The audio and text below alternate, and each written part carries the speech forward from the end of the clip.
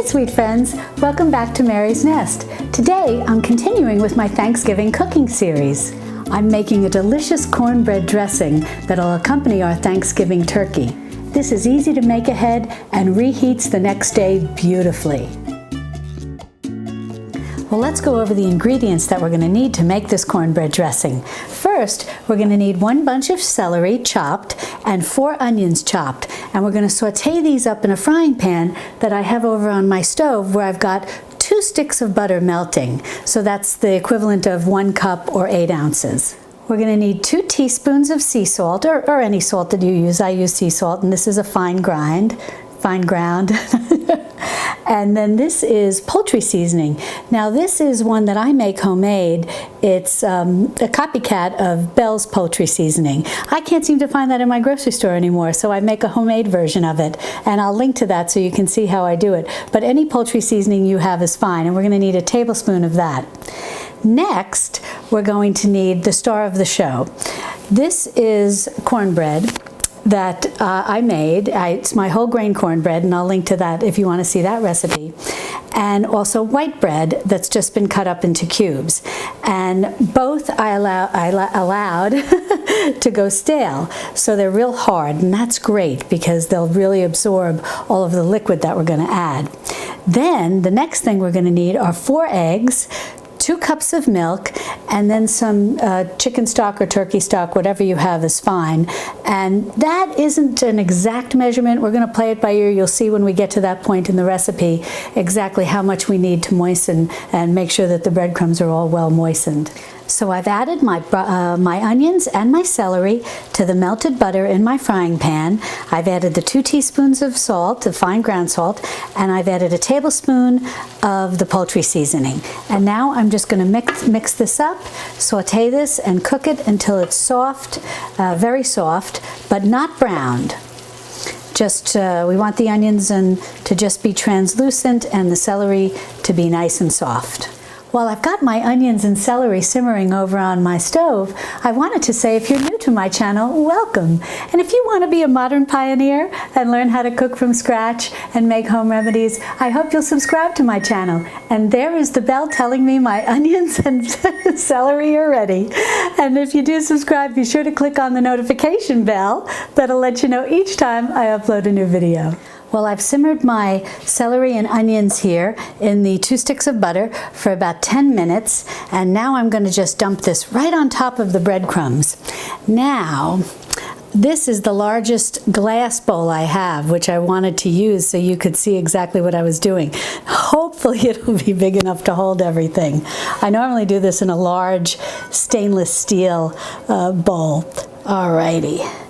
I think that I got pretty much everything out of there. And now what we're going to do is just toss this all around to mix the celery and the onions completely with the cornbread breadcrumbs, sounds funny, and the white breadcrumbs. Well, I've got the onions and the celery mixed in beautifully with these 2 types of bread cubes. I think I was calling them breadcrumbs earlier, but you know what I mean. Now, what I'm going to do is I've already cracked the 4 eggs into this little measuring cup, and I'm just going to use a little whisk to break them up and give them a little bit of a beating. I'm not sure if you've ever tried this whisk. I'll show you, we've got the egg on it now, but it's called a magic whisk. My gosh, it works like a charm. I just love it. And I'll be sure to put a link in the description below, so be sure to check the description below for a recipe for this cornbread dressing. I keep wanting to say stuffing. We're not stuffing the bird with it. We're going to bake it in the oven. So, but be sure to check the description below, and I'll have a link to the recipe and a link to this little magic whisk. I love this thing. Alrighty, now to this, to the 4 beaten eggs, I'm going to add the 2 cups of milk. And I'm just going to give this another mixing, just to incorporate the eggs nicely with the milk. And then I'm going to add this to the bread cubes. Okay. Let me just put this over here, and then I'm just going to put this all around in in many ways, making a dressing like this, where you use stale bread or bread that you've allowed, too stale, is a lot like making a bread pudding, the dessert. In many ways, it's very similar. Now I'm going to mix this all up best that I can, and then we're going to see how moist it is and determine how much more liquid we want to add. And if we do need to add more liquid, which I think we will, we're going to add this is chicken stock actually. It's actually chicken bone broth. But if you have chicken stock, or chicken broth, whatever you have is fine to use. And if you don't have any of that, you can also use water or you can use more milk. Well, I've got the eggs and milk all mixed in with the bread, and I can tell by looking at it that we are going to need a little more liquid, so we'll go ahead and add some of the chicken stock. And we'll do it 1 cup at a time and see how it looks. Now, I have to share with you that before I got married, my mother always cooked Thanksgiving dinner, and she would make the turkey. But the stuffing was my father's specialty. And with clean hands, the way he would test this was he would just go in, like I said, clean hands, and squeeze it and see. And he knew exactly what the consistency was, what the right consistency was. And I always got a big kick out of that.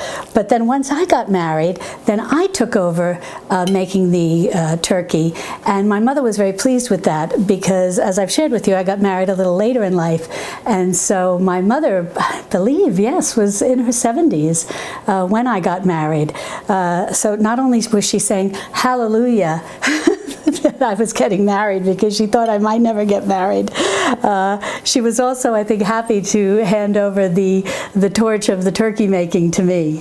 Well, I'm going to go ahead and pour in 1 cup of my chicken bone broth, and we're going to mix this up and see how it is. And then I have a feeling it's probably going to take that last cup, which will be a total of 4 cups of liquid.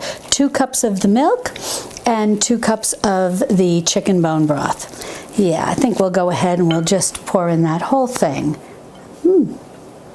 It's a little gelatinous, which is a good thing. Let me just get the rest of that out of there. Makes it very nutritious. A nice gelatinous bone broth, and making this stuffing extra nutritious.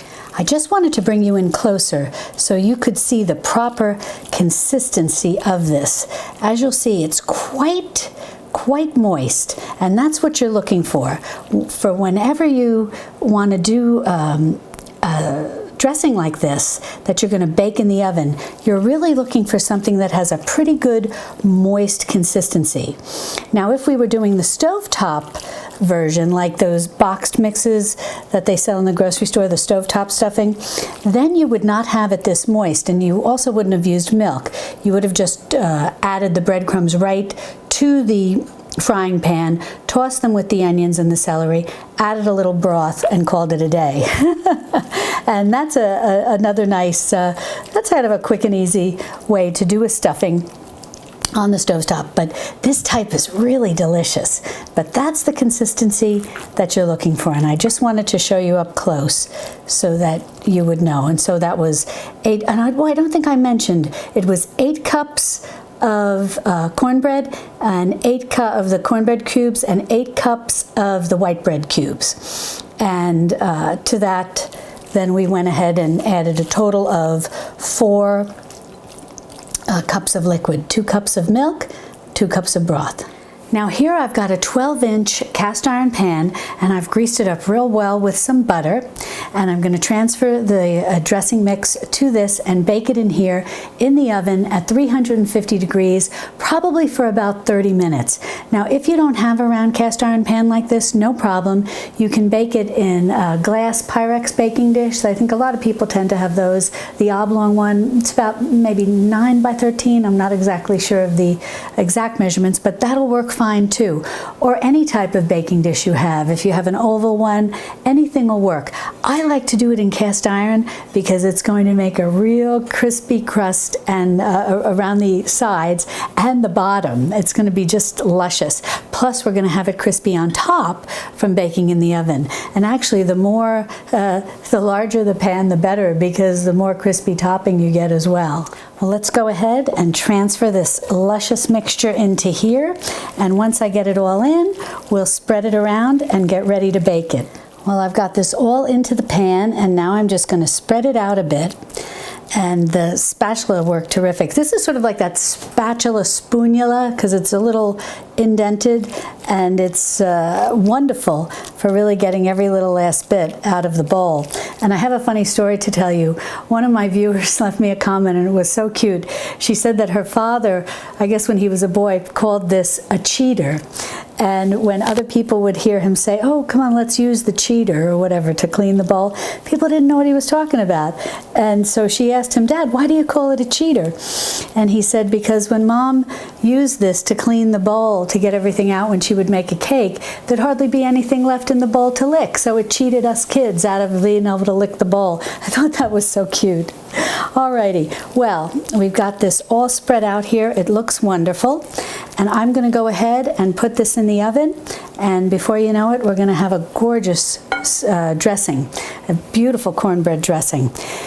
Now, before I go ahead and cook it, I just want to make a note about this. Now, I always make this ahead, and because it reheats beautifully. What you'll want to do, make it the day before Thanksgiving. Then when it's all done, let it cool a bit. After you take it out of the oven, cover it well with aluminum foil and put it in your fridge. The next day, after you take your turkey out and you cover your turkey, or 2 turkeys, the way I recommend making Thanksgiving dinner, with 2 smaller turkeys, the reason is you will be able to warm this in the oven when you take the turkeys out, because you'll want to cover your turkeys, let them rest for 30 minutes, and while they're resting, you can go and heat this up, and it'll heat up beautifully. Because what you're going to do is you're going to keep it covered, you're going to put it right into the oven, 350 degrees, and for about 20 minutes covered, and then in the last 10 minutes, take the aluminum foil off and let it go the last 10 minutes uncovered.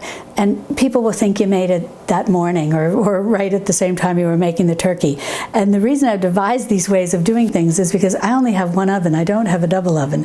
I just have the one oven, and it's a small one, and so all I can fit in it is the turkey. So I've got to figure out ways to make things in advance that can be reheated easily while the turkey is resting before we carve it, or things that can be made on the stovetop. Well, I just took this out of the oven, and it looks gorgeous. I can't wait to give it a taste. It actually wound up taking about 40 minutes instead of 30 minutes, but I wanted to make sure it was nice and golden on top, because I hope that you can hear this, but it's nice and crispy and crunchy, and I'm anxious to just dig into this and give it a taste. Let's see how it is. Oh, luscious inside. Oh, it looks tender, and with this wonderful crispy, crunchy crust and sides.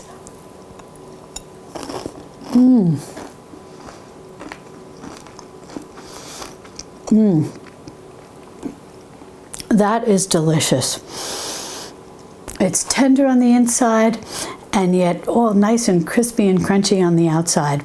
And the taste is wonderful. I love adding the poultry seasoning to this.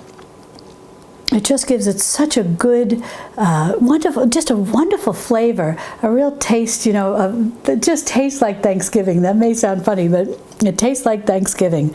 That poultry seasoning is wonderful, so be sure that you do add that. If you like this video, I hope you'll give me a thumbs up and share it with your friends. And if you enjoyed learning how to cook from scratch, I hope you'll subscribe to my channel, and be sure to click on the little notification bell below. That'll let you know every time I upload a new video. Thank you for joining me today, and I look forward to having you join me again right here in my Texas Hill Country kitchen. Love and God bless. Before you go, be sure to check out these 2 videos. I think you'll enjoy them too. And don't forget, subscribe to my channel, click on the little notification bell, and I look forward to seeing you next time. Bye for now.